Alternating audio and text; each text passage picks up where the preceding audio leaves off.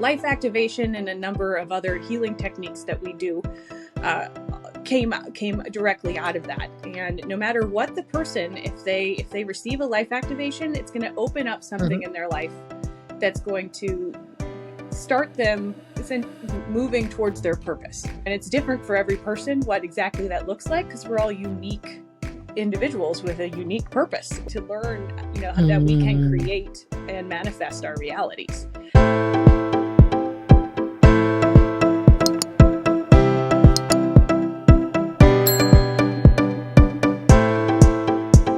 Today's guest is Angela Latterell, attorney and spiritual guide in the Modern Mystery School International, providing individuals a path and tools to access their higher selves, joy and purpose.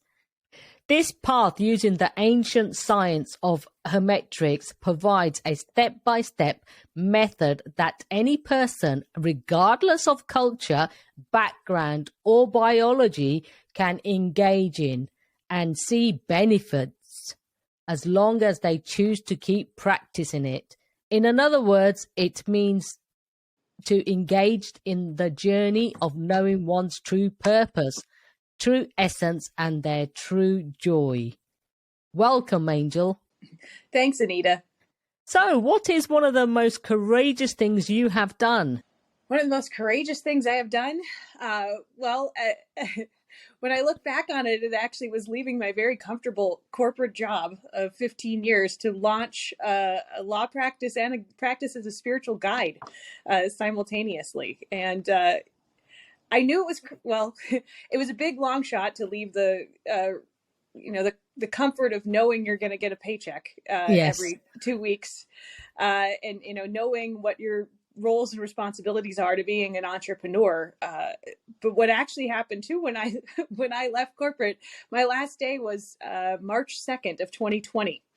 And I was very excited because I'm like, I'm going to get to work from home and I'll be my own boss. And by Friday of that week, all of Seattle, where I'm located, was actually in lockdown with the launch of the pandemic. So I wasn't very special being able to work from home, but I was also facing a pandemic, and people were like, oh my goodness, you launched your own business. But I didn't let that stop me. It was actually phenomenal timing in some ways because it gave me the time and space I needed to slow down and be able to focus to launch my business. But it also gave me the ability to reach and help a lot of people suddenly that needed help, just having to be more creative on how we, communicate face to face. And thank goodness for technology. Yeah, definitely. I mean, to be honest, attorney to spiritual guide, two very different journeys. So what made you take your journey on a particular spiritual guide? Yeah, so, I started my, life and career thinking, going, from high school, I went to college thinking I'm going to go to law school. And that's the path I followed. And I went straight through to law school, took the bar exam, and was practicing law as an attorney by my mid-20s, which I found to be quite a miserable career, honestly. I once wrote a poem about how, a paycheck is small compensation for an amputated soul, so to speak, roughly. And so I actually quit practicing law full time because it was so soul sucking, to be honest. Everything was about treating people like a transaction and about money, and it wasn't about helping people, which is why I became an attorney to begin with. And in that soul searching, when I left my career as an attorney, I that's when I moved to the Midwest, to the West Coast from the Midwest. And I was thinking, well, maybe attorneys out West are different. And I found no.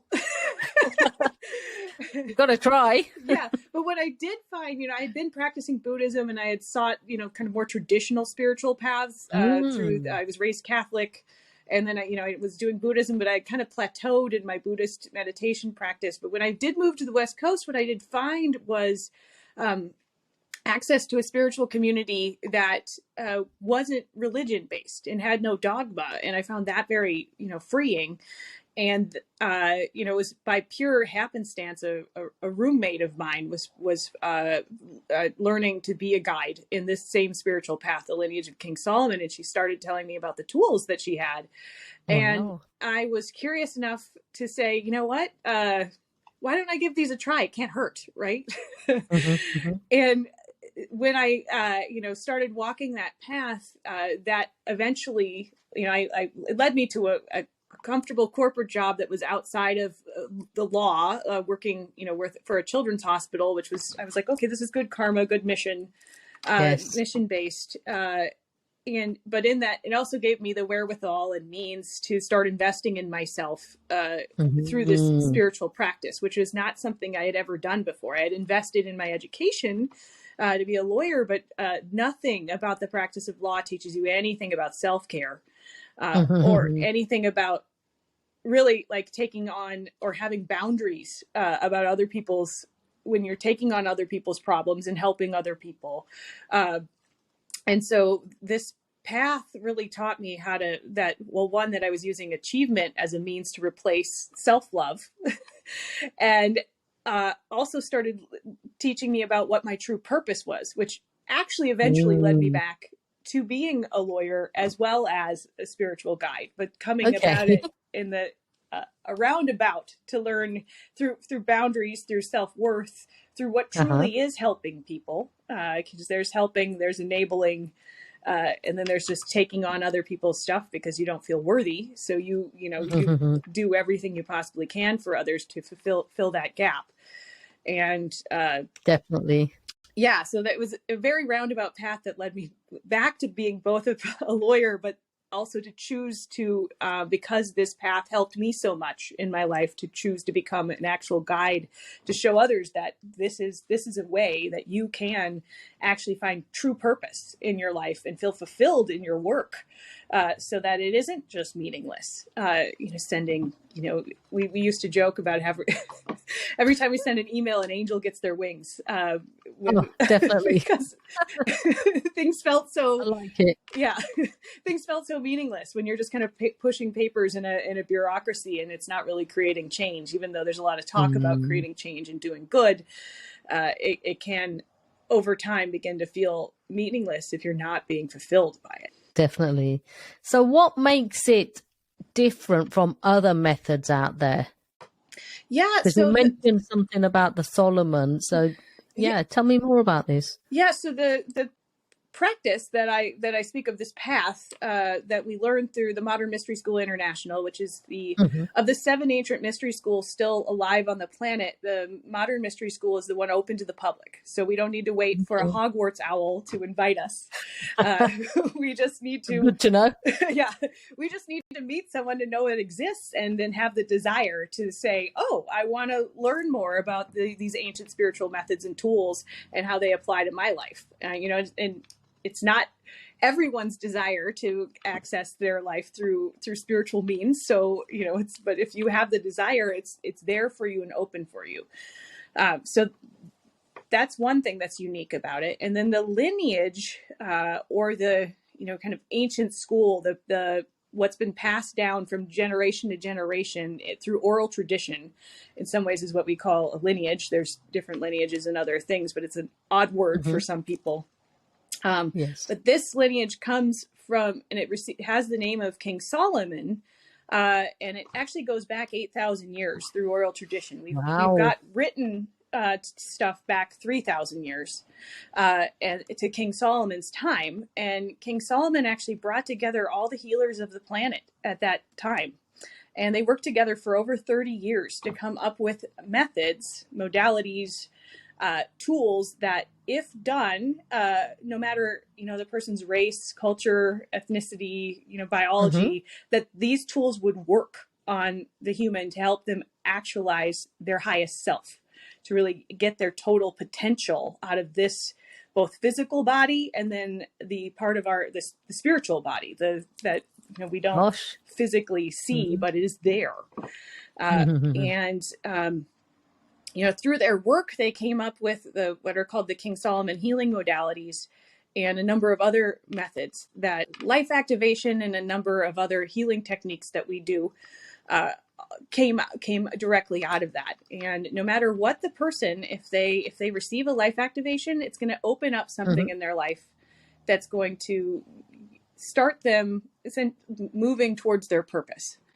And it's different for every person what exactly that looks like, because we're all unique individuals with a unique purpose. Like as a Definitely. colleague of mine says, it's like we were all in the spirit at one point in time, and we signed a contract to rent a car, that this physical body, and then we came down and we forgot we're in a rental car, and we forgot what our contract says. So our goal here absolutely is to remember why we're here in this kind of temporary physical location, to learn, that we can create and manifest our realities.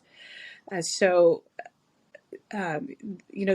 ancient methods have been there, and they're tested, that no matter what, they work if you choose to engage in them. And it's a combination of both receiving activations, healings, and initiations, but also doing daily practices yourself that build your will, that allow you to understand, oh, that's my intuition and my higher self speaking, and that negative Nelly over there is my negative ego that's holding me back. And so how do we make not make so much, but receive the discernment, that we can start to tell the difference between what's our negative ego, what's our positive ego, so that we can start intentionally choosing the life we want to lead, and making the causes that we want to make to create the reality and manifest the reality we want. And all us muggles would love that, wouldn't we? So what benefits have you seen in your life? Yeah. So the first benefit that I saw when my roommate, convinced me, or she didn't really convince me, because I was very open to try something new. But when I received a life activation early on in this practice, I had actually been, I had been taking supplements and doing a number of other things, because I actually don't manufacture enough serotonin. My biology was short in serotonin. So I'd suffer from anxiety and other things, despite having a strong meditation practice, despite, having a really good diet, all these things, I would still have, anxiety and other things that would come up. And when I received my life activation, I started manufacturing serotonin like a normal person without having to take the supplements. Wow.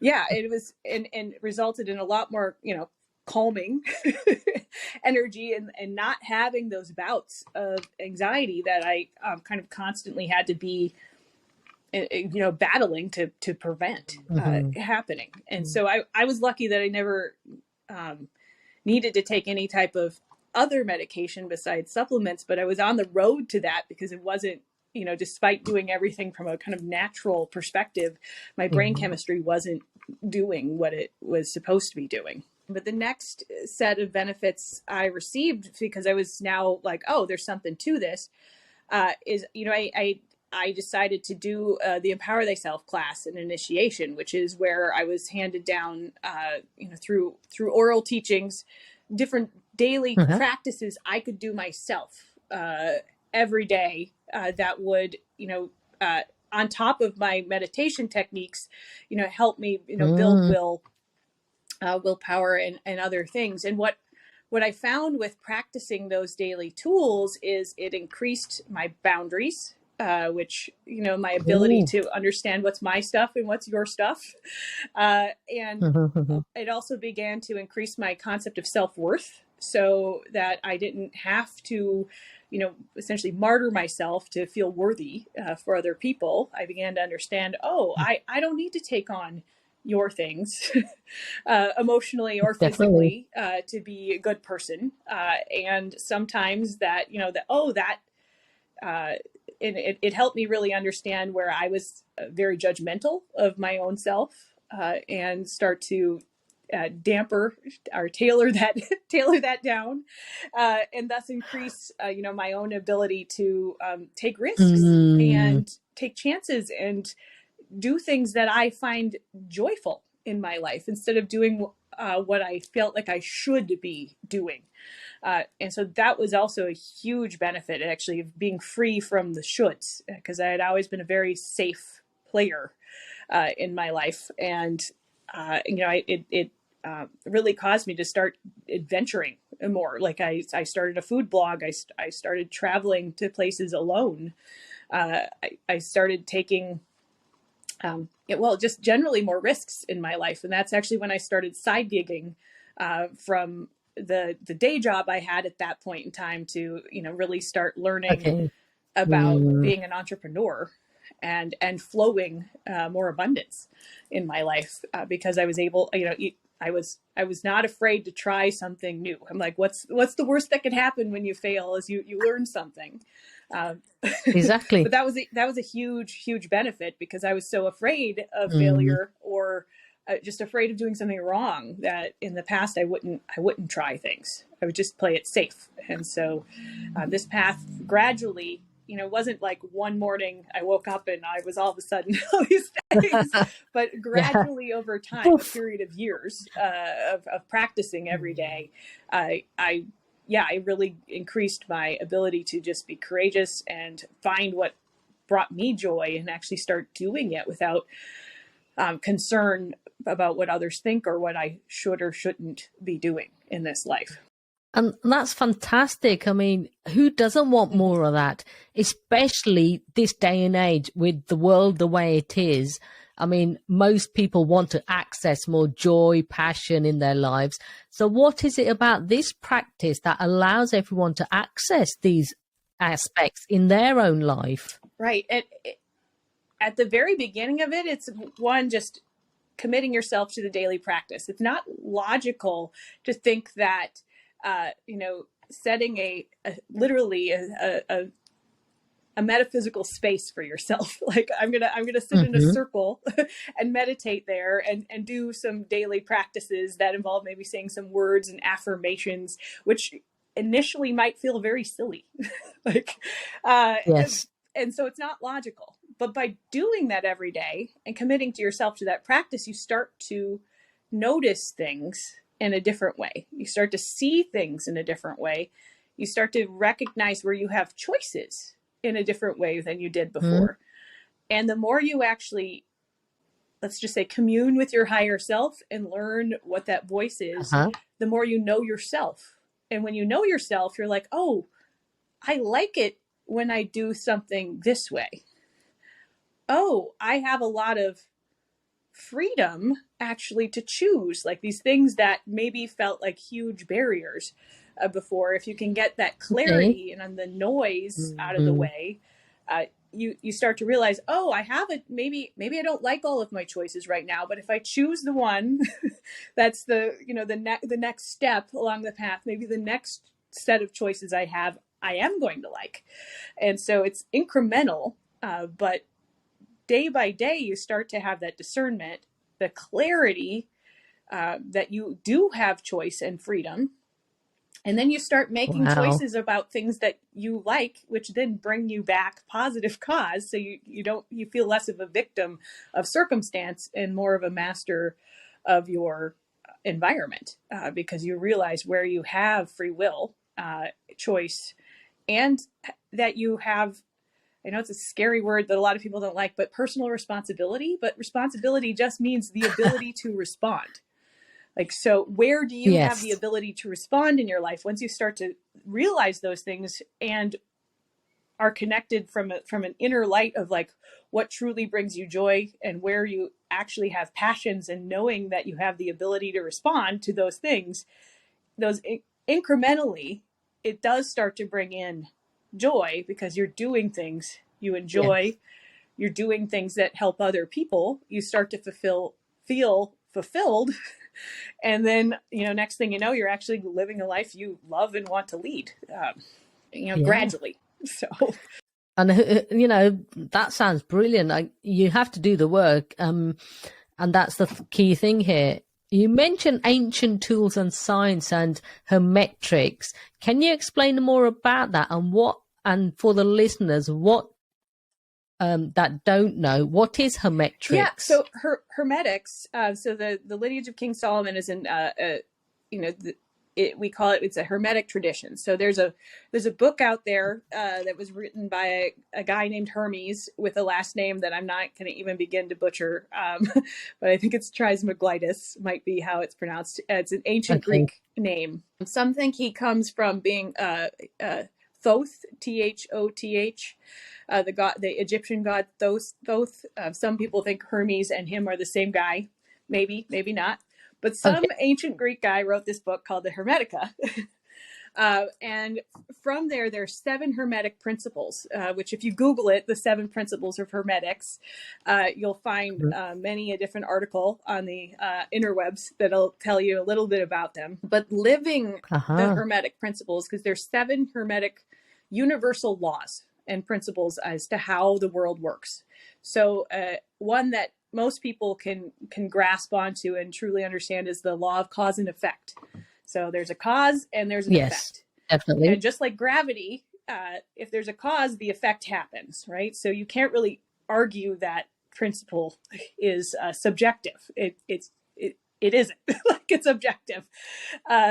So that's one example of it. But when you start to look at life through the lens of these 7 principles, some of which are a little more esoteric and hard to wrap your mind around, like all is mind. Well, all is mind starts with the idea that every thought creates our reality.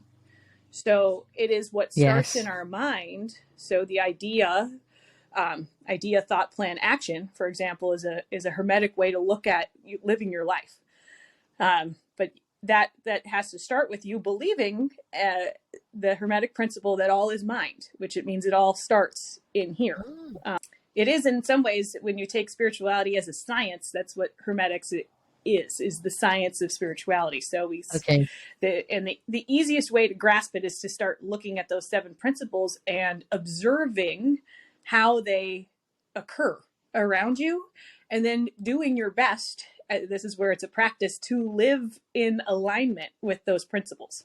You know, if cause and effect is in fact one of the things, it's like, well, let's make causes I want to have, the effects I want in my life, right? And let me think thoughts and visualize and master my mind so that it's not my mind mastering me, so that I'm intentionally creating the reality that I want. Similarly, the law of vibration is another hermetic principle. It's that everything has a vibration. So like the foods I eat, if I'm eating really positive, high vibrational foods, good vegetables, if you do eat meat, eat from happy animals that were well taken care of, reduce your alcohol consumption and marijuana, things that, have, increase high vibratory things that you intake, decrease low vibratory intake. Similarly, our thoughts, attract, similar thoughts attracts similar thoughts because of the vibratory frequency that they have. So if you get yourself into a tizzy, so to speak, of anxious thoughts, you're going to create that thought cloud of anxiety. Whereas if you can break that pattern through daily meditation, you can bring your vibration to such a state as you're just in a better place, generally speaking, than not. Definitely. I mean, this all sounds brilliant. I most certainly will be looking up more into this because, I can do with all of that, more of all of that in my life. Right. And who doesn't? It's one of those things that it is a daily practice. We do throw around the term magic, but magic in the sense of science is turning something into something else or turning nothing into something, which we're doing all the time, whether we cook or like when we're thinking. We're creative human beings, so why not create intentionally instead of unintentionally reality? Absolutely. Right? So that's all that magic is harnessing that intentionality behind our life, such that we're creating what we want to manifest versus just accidentally going about our lives and feeling a victim of our circumstance when it's really our subconscious ruling the day instead of our conscious intention. The other thing is, what makes this different from other methods out there? Because I know of a lot of other methods that may cross, may not cross. with some of the things you've said. So what makes this one unique? What's the difference? Well, I can't say because it will work for everyone, because but what I can say is it worked for me. And I know that a lot of people it has worked for. And what does make this method different is that we can, through oral tradition and lineage, can say that for thousands of years, this has been working for people. And although it's not logic, it's a step-by-step set of tools that if you do them every day and practice things, even if you practice every other day, but if you do your best to practice them, you're going to see some benefit in your life, and again, because I've been practicing this, I can say that based on my own personal experience. But when I hear about other methods, they seem to be that they work for some people, but not all. And they also don't have the thousands of years of proven function behind them. So, most, that's why I worked in, when my corporate job was in medical research, I was supporting human subjects protection research, both as a lawyer and a project manager for a children's hospital. And clinical trials, the whole point of clinical trials is, right, like you want to actually see things work before releasing things to the general public. And so you get volunteers definitely or people that are in dire circumstances that have no other option but to try research, right? But what clinical trials say is this works. And, and if you follow this particular method, it will work for you too. And when I look at the lineage of King Solomon being thousands of years old and seeing how many people that it has helped throughout that time, and again, no matter who you are or where you are, if you follow the method and do the practice and do the work, it's going to have benefit in your life. So it's a tried and true practice that has the proof that no one's asking you to take blind faith or to swallow some sort of dogma to have it work. You don't have to. You can be a complete and utter skeptic and it'll still work for you. Which good to know. There are people like that out there. Practice in this particular lineage that are that, because there's a lot of women who are doctors and lawyers and professionals that practice this. And all of us have a similar story of, I was like, I'll give it a try. And if it has benefit in my life and shows actual proof, then I'll keep going. And in all cases, we all kept going and then decided to teach others because it's like, oh, this does have such benefit and it is available for anyone who's willing to just do the work in their life. That's fantastic. So what resources do you recommend, daily tips, tools to anyone that wants to start accessing their higher selves, joy and purpose? Yeah, so anyone can reach out. If you are interested in the lineage of King Solomon, you can go to the Modern Mystery School International website, and there's a list of practitioners in your local area that you can go. You could also reach out to me, and I'd be happy to connect you to somebody who's in your area if you're not in, Seattle, Washington, or where I might be at that time. So that would be a great first step and you could, both either receive a life activation or go to a max meditation. But in daily life, if you're like, well, I want to just try something out, test out these principles of hermetics in my life before I reach out to somebody, the first step would be just, I challenge you to, if you don't already, try to meditate 10 minutes a day. Just give it a try. And then, as weird as they sound, go read about the 7 hermetic principles and start observing where they're happening in life as universal laws. And one of the places where I actually explore this is on my podcast. It's called Laws of Abundance, Legal Advice from an Angel. And I talk about hermetics and how that applies in our daily life in that podcast. That's excellent. So where can the listeners find you online, and your name of your podcast, your website? So you can go to angellatterell.com is my website. And if you simply Google it's a long title, but Laws of Abundance, Legal Advice from an Angel, my smiling face and podcast will pop up. I'm available on all podcasts. And also there's a link from my website directly to my podcast there. Thank you for sharing your courageous journey with us today. And by doing so, you have helped so many others and planted that little seed for them to want better for themselves. Angel Latterell. Thanks, Anita. What is your definition of courage? Because we are all about create the courage to be fearless. So what's your definition of courage? My definition of courage is being willing. Being willing to step off that ledge of the unknown and allow yourself to fail forward. And all of the insight and learning and new growth that brings. Because courage in some ways is just, it's being willing to strengthen yourself through engaging in the unknown and allowing yourself to live freely and experimentally.